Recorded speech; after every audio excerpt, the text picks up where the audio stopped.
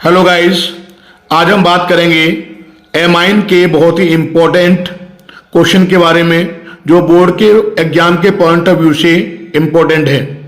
और जो हमारा क्वेश्चन है वो है aniline does not undergo Friedel Craft reaction Y.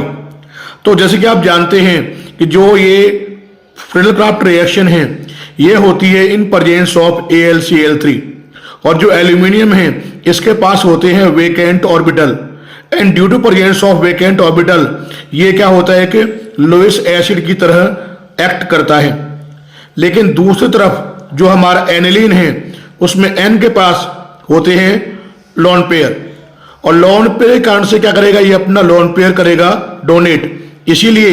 ये यहां पर एक्ट करेगा एज ए लोइस बेस। और हम जानते हैं कि जब एसिड और बेस रिएक्ट करते हैं तो ये सॉल्ट का फॉर्मेशन करेंगी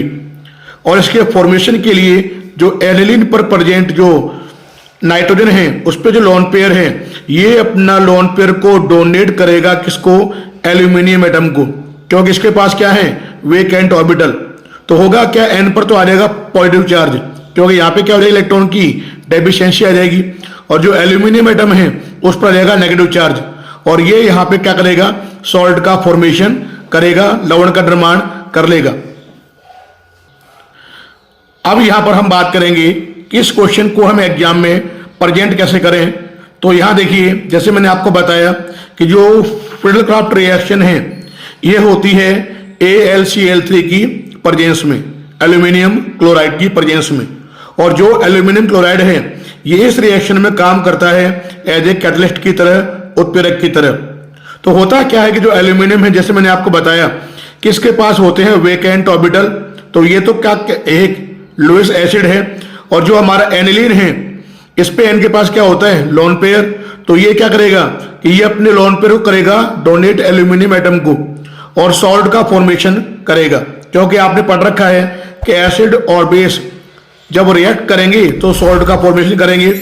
जिससे N पर तो क्या हो जाएगा, N एटम पे आ जाएगा पॉजिटिव चार्ज और जो एल्यूमिनियम एटम है उस पर आ जाएगा नेगेटिव चार्ज और ये यहाँ पे बनेगा सॉल्ट। अब होगा क्या यहाँ पर कि जैसे सॉल्ट बनेगा तो due to formation of this salt आगे आप देखोगे कि यहाँ पर N पर आ जाएगा पॉजिटिव चार्ज और पॉजिटिव चार्ज के आने से होगा क्या कि जो बेंजीन रिंग है एनिलीन की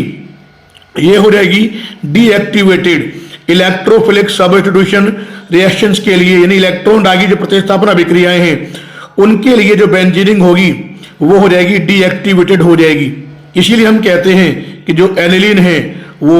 फ्रिडल-क्राफ्ट रिएक्शन को शो नहीं करता, इसीलिए aniline doesn't undergo Friedel Craft reaction. तो बोर्ड के एग्जाम के पॉइंट ऑफ व्यू से ये जो क्वेश्चन है ये बहुत ही इंपॉर्टेंट है, इसको आप अच्छी तरह तैयार करें। थैंक्स फॉर वॉचिंग, धन्यवाद।